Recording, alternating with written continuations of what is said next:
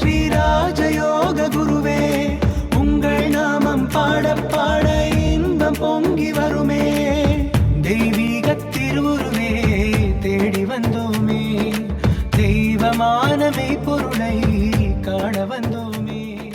அஷ்டமா சித்தினா என்ன அப்படின்னு,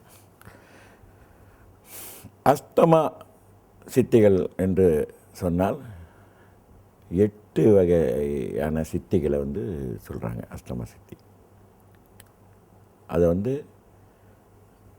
அனிமா, மகிமா, கரிமா, லகிமா, பிரப்தி, பிரகாமியம், ஈசத்துவம், வசித்துவம் என்று சொல்கிறாங்க. இதுதான் அந்த 8 சித்திகள்.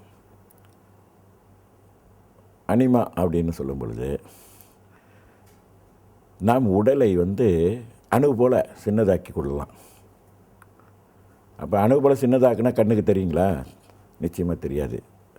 அப்போ தெரியாதுன்னும் போது அது என்னதுன்னு சொன்னால் மறையலாம்.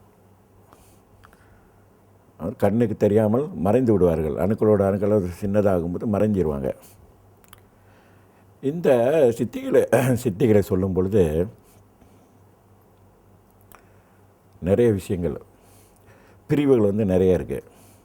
இப்போ அனிமானா ஓகே மறைகிறதோட முடிஞ்சு போச்சு அப்படின்னு இல்லை. அனிமாலே அது போய்கிட்டே இருக்கும்.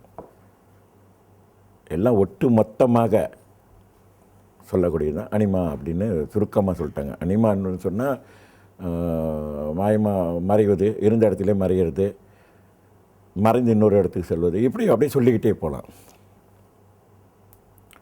அதே போல் மகிமா அப்படின்னு சொல்லும் பொழுதும் உடலை, நம்ம உடலை நினைச்ச மாத்திரத்தில் அவங்க இப்போ உடலை பெரிதாக்கி காட்டுவது. சரி, உடலை அது இதெல்லாம் என்ன நன்மைன்றதை பற்றி நான் பிறகு சொல்கிறேன். அது நன்மை இருக்கா நன்மை இல்லை, இதனால் என்ன இருக்குது அப்படின்றத. உடலை நம்ம நினைத்த மாத்திரத்தில் பெரியாக்குறோம். ஆனால் உடலை மட்டும் இல்லை, அதை தான் நான் சொல்கிறேன். அதோட பிரிவுகள் இருக்குது. எந்த பொருளையும் நாம் பெரிய பொருளை கூட சிறிதை பெருசாக்க முடியும். அந்த மாதிரி இப்படி அதிலிருந்து இன்னும் பல பிரிவுகள் போய்கிட்டே இருக்கு.